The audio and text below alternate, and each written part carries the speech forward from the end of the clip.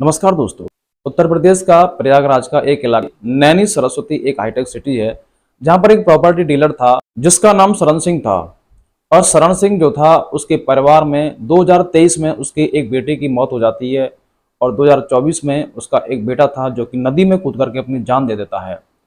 और वह एक प्रॉपर्टी डीलर था, तो प्रॉपर्टी डीलिंग का वो काम किया करता था। उसका काम भी अच्छा से नहीं चल रहा था, वह बहुत परेशान था। परेशान इतना ज्यादा हो जाता है कि उसको कुछ समझ में नहीं आता कि अब वो करे तो क्या करे।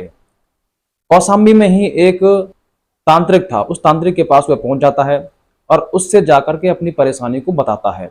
जब वह तांत्रिक उसकी परेशानी को सुनता है तो वह कहता है कि तुम्हारे घर पर किसी ने तुम्हारे परिवार में से ही जादू टोना और टोटका करवा दिया है। अब अगर आपको इसे खत्म करना है तो आपको इसकी काठ ढूंढनी पड़ेगी और उसका इंतजाम मैं कर सकता हूँ। अब तांत्रिक ने कहा कि जिस तरह से मैं आपको बताऊंगा उसी प्रकार से आपको कोई काम करना पड़ेगा और उसी प्रकार से मेरे बताए हुए रास्तों पर चलना पड़ेगा और हो सकता है इसके लिए किसी न किसी की बलि भी देनी पड़े। अब मामला प्रॉपर्टी से जुड़ा हुआ था, तो शरण सिंह जो है तैयार हो जाता है और उसकी 8 महीने से प्लानिंग चलती है। आखिरकार कोई व्यक्ति अपने घर के किसी परिवार का जो कि इतना खास हो उसकी बलि कैसे दे सकता है, और वो भी बड़ा ही बेरहमी से। इतना भयानक जो उसने उपाय बताया था उसको सुन करके आपके रोंगटे खड़े हो जाएंगे। दोस्तों, वीडियो शुरू करने से पहले मेरी आपसे रिक्वेस्ट है कि वीडियो को लाइक और चैनल को हाइप कर दें और वीडियो को पूरा देखें जिससे कि आपको समझ में आ सके।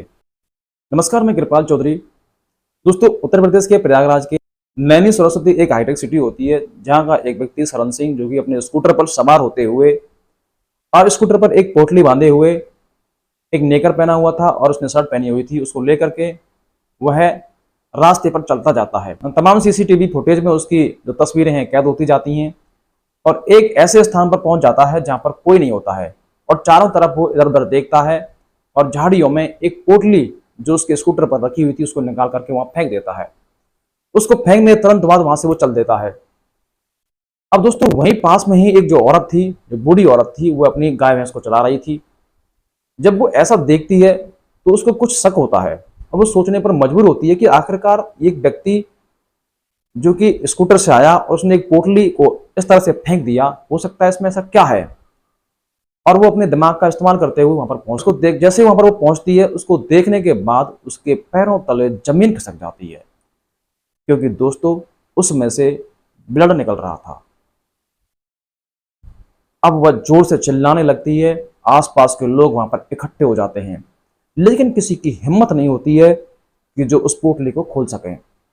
उनमें से ही कोई व्यक्ति 112 नंबर पर कॉल कर देता है, जिससे पुलिस वहां पर मौके पर पहुंच जाती है। मौके पर पुलिस पहुंचती है और उस पोटली को देखती है तो पुलिस भी हैरान रह जाती है। पुलिस वाले इतने लोगों की मौजूदगी में उस पोटली को खोलते हैं तो पोटली को खोलते ही उनके पैरों तले जमीन खिसक जाती है और वो चौंक जाते हैं। दोस्तों, उस पोटली के अंदर उनको बिना सिर, बिना हाथ और बिना पैर का सिर्फ और सिर्फ धड़ मिलता है। उस धड़ को देखने के बाद वहां पर उपस्थित लोग और पुलिस बहुत चक्का रह जाते हैं, सोचने पर मजबूर हो जाते हैं कि आखिरकार कोई इतनी बेरहमी से कत्ल कैसे कर सकता है, कोई किसी को कैसे मार सकता है। अब दोस्तों, वहां के डीजीपी मौके पर पहुंचते हैं, मामले को संज्ञान में लिया जाता है। उसके बाद तमाम जो सीसीटीवी फुटेज थे उनको खंगाला जाता है, उस व्यक्ति को ढूंढा जाता है। आखिरकार एक सीसीटीवी फुटेज में उसकी जो तस्वीरें कैप्चर हुई थी उनको देख करके उसको पता किया जाता है, तो व्यक्ति का नाम शरण सिंह होता है और वह एक पेशे से एक प्रॉपर्टी डीलर होता है। अब शरण सिंह को पकड़ने के लिए पुलिस जो है उसके ही क्षेत्र के करेली थाना क्षेत्र पर भेज देती है। पुलिस की एक एसआईटी की टीम बनाई जाती है, पुलिस वहां पर पहुंचती है। पुलिस वहां पर करेली थाना क्षेत्र पर जब पहुंचती है तो वहां पर पहले से एक ही औरत जो थी, जो रो रही थी और वो अपनी गुहार लगा रही थी कि मेरा बेटा काफी टाइम से लापता है, उसकी रिपोर्ट लिखी जाए। जब पुलिस उसको बड़ी गहराई के साथ सुनती है तो वो महिला बताती है कि मेरा बेटा, जिसका नाम पीयूष उर्फ यश था, जो कि सुबह 8:30 बजे अपने घर से निकलता है और स्कूल पहुंच जाता है। स्कूल में पढ़ने के बाद वह 2:30 बजे वापस घर पे आता है। 17 साल उसकी उम्र है, 11वीं क्लास में वो पढ़ता है। इस तरह की बातें जो वो औरत है जिसका नाम मोहिनी है वो बताती है। पुलिस वाले जो हैं इस बात को संज्ञान में लेते हैं और तुरंत ही वो इस पर कार्रवाई करते हैं। दोनों थाना क्षेत्र के जो पुलिस वाले होते हैं वो आपस में बातचीत करते हैं और फिर उसके बाद वो एक जाल तैयार करते हैं और उस जाल में शरण सिंह को फंसा लेते हैं। शरण सिंह को गिरफ्तार कर लिया जाता है। शरण सिंह से फिर पूछा जाता है, लेकिन शरण सिंह जो है आसानी से बताने वाला नहीं था। वह बात को गुमराह कर रहा था, इधर उधर की बातें करने लगता है और कहता है कि मैं किसी की हत्या क्यों करूंगा, मैं किसी को क्यों मारूंगा, मैं बूढ़ा आदमी, मैं किसी को क्यों मारूंगा। दोस्तों पुलिस वाले फिर उसे सख्ती से पेश आते हैं, बड़ा टॉर्चर करने के बाद में, और उसको फिर उसका सीसीटीवी फुटेज दिखाया जाता है। तो उसको देखने के बाद में अब चोरी कहाँ छिपेगी, आखिरकार वो पूरी तरह से उनके सामने सरेंडर हो जाता है और अपनी सारी बात उनके सामने रखता है कि 2023 में उसकी बेटी मर जाती है, फिर उसके बाद उसका बेटा नदी में कूदकर जान दे देता है। उसके बाद उसका धंधा जो है चौपट हो जाता है, पूरी तरह से उसका मामला अस्त व्यस्त हो चुका था। जब उसका कहीं मन नहीं लगता है, पूरी तरह से वो इधर उधर घूमता रहता है, उसका धंधा चौपट हो जाता है। तो वो कौशाम्बी के एक तांत्रिक से मिलता है। तांत्रिक उसको बताता है कि तुम्हारे घर में से किसी ने जादू टोटका टोना किया है, जिससे तुम्हारे घर में ये बेमौत लोग मारे गए हैं और तुम्हारा धंधा चौपट हो गया है। अब जिस औरत ने ये जादू टोना टोटका किया है उसको मारने के लिए तुम्हें भी मेरा बताया हुआ काम करना पड़ेगा।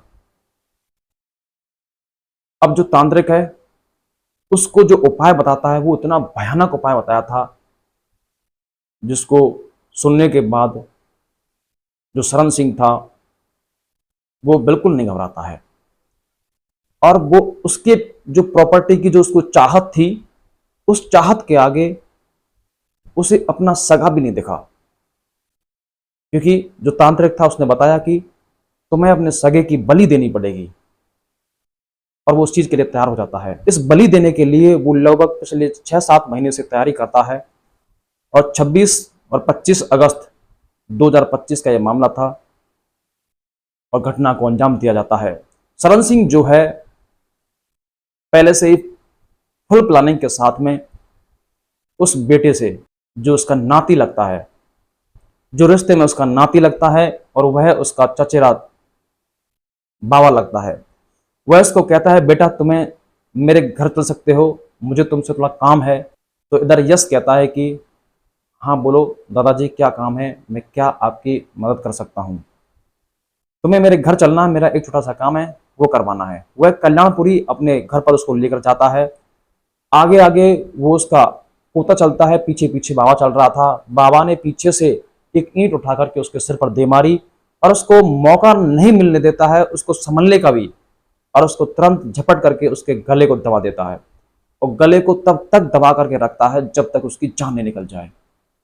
जब उसकी जान निकल जाती है तो उसकी लाश को खींच करके वो बाथरूम में डाल देता है। वहां पर खून बहता रहता है और उसी दौरान वह बाजार जाता है, बाजार से आरी लेकर आता है, पन्नी लेकर आता है और उनको ला करके उसके हाथ, उसके पैर, उसकी गर्दन सबको अलग कर देता है, धड़ को अलग कर देता है और एक एक पन्नी में उन सबको पैक कर देता है। अब दोस्तों पहली पन्नी को ही फेंकने वो वहां पर जाता है जहां वह औरत उसको देख लेती है। बाकी की 2 पन्नियों को धीरे धीरे करके ऐसे ही फेंक देता है, लेकिन जिस जगह पर उसने पहली पन्नी फेंकी थी उस औरत ने उसको देखा था। उसके बाद उसके जो गुनाहों का जो पोटली थी वो खुलकर सामने आ जाती है। उसने बताया कि जिस तरह से उसके घर में जो घटनाएं घटी थी उनको देखते हुए उसकी प्रॉपर्टी का काम धंधा बिल्कुल जब ठप हो जाता है तो उसने यह कदम उठाया था।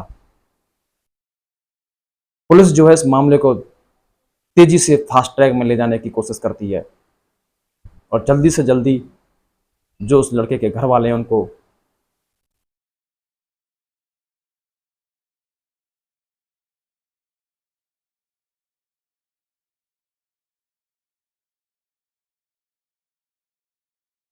और जल्दी से जल्दी उस लड़के के घर वालों को इंसाफ दिलाने की कोशिश करती है।